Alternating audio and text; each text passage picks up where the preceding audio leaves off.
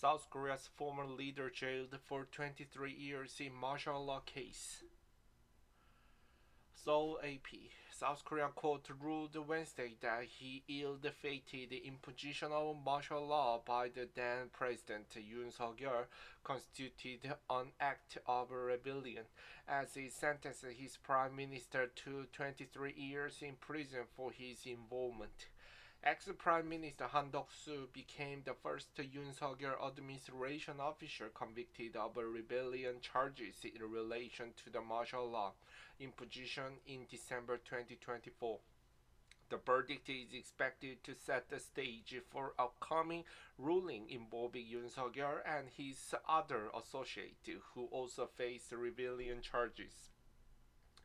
Han Duck-soo, who was appointed by Yoon Suk-yeol, served as one of the three caretaker leaders during the martial law crisis that led to Yoon Suk-yeol's impeachment and eventually his removal from office. Rebellion is one of the gravest criminal charges in South Korea, with the Independent Council recently demanding the death penalty for Yoon Suk-yeol, who was charged with masterminding a rebellion. The Seoul Central District Court is to rule on Yoon Suk-yeol's rebellion charges on February 19.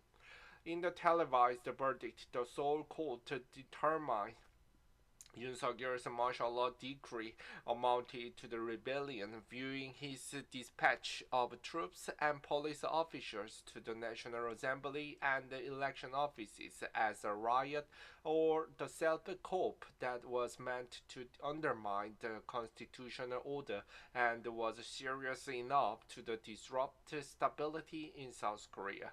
The court sentenced Han Duck-soo for playing a key role in the rebellion by trying to give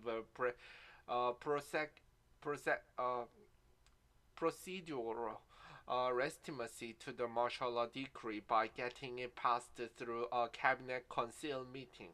The court also convicted Han Duck-soo of falsifying the martial law proclamation and destroying it and lying under oath.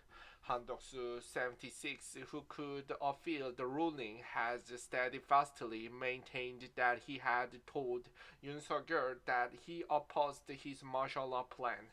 He has denied most of the other charges. The court said Han Duck-soo neglected his responsibilities as prime minister, the second post in South Korea to protect the constitution, choosing instead to take part in Yoon Suk-yeol's rebellion in the belief that it might succeed.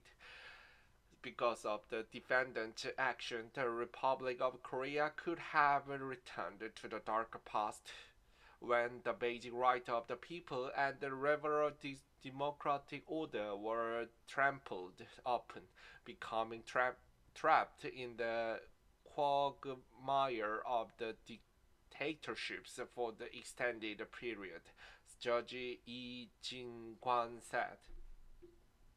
Acting president during crisis. Han Duck-soo's lengthy sentence came as a surprise as the Independent Council earlier requested the 15-year prison term. He is a Korea bureaucrat who served as prime minister twice during his 40 years of public service. First under Liberal President No Moo-hyun from 27 to 28, and later under Yoon Suk-yeol.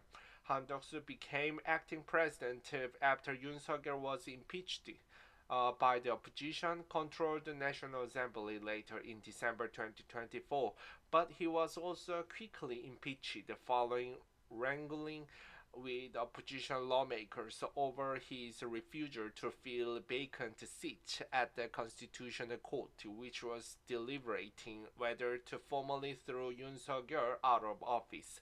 Observers said at the time that restoring the full court bench could increase the prospect for Yoon Suk-yeol's ouster. The Constitutional Court later reinstated Han Duck-soo as acting president, But after the court formally dismissed Yoon Suk-yeol as president in early April, Han Duck-soo resigned to run for the presidency in late June's snap election.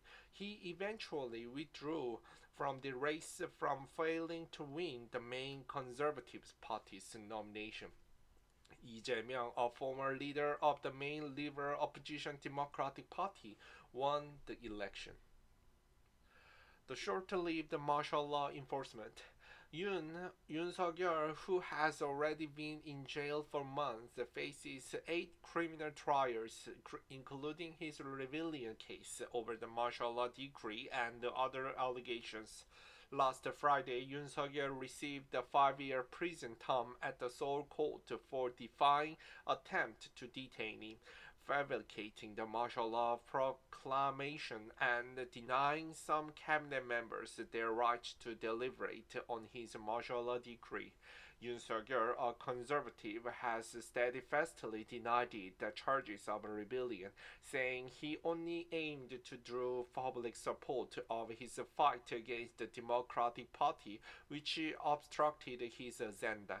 Speaking at the court session last week, Yoon Suk-yeol denounced the investigations of his charges as free fragile, arguing that they involved manipulation and distortion. In his martial law declaration, Yoon Suk-yeol called the opposition-controlled assembly a den of criminals and vowed to eliminate shameless North Korea followers and anti-state forces. But many of troops and police officers he sent to the assembly didn't aggressively control the area as thousands of people gathered there to protest Yoon Suk-yeol's decree. Enough lawmakers ultimately got in an assembly chamber and voted down Yoon Suk-yeol's decree. No major violence occurred, but Yoon Suk-yeol's short-lived martial law enforcement harkened back to past dictatorship that South Koreans hadn't seen since the 1980s. The ensuing political turmoil and power vacuum in the country tarnished its international image and rattled its diplomacy and financial market.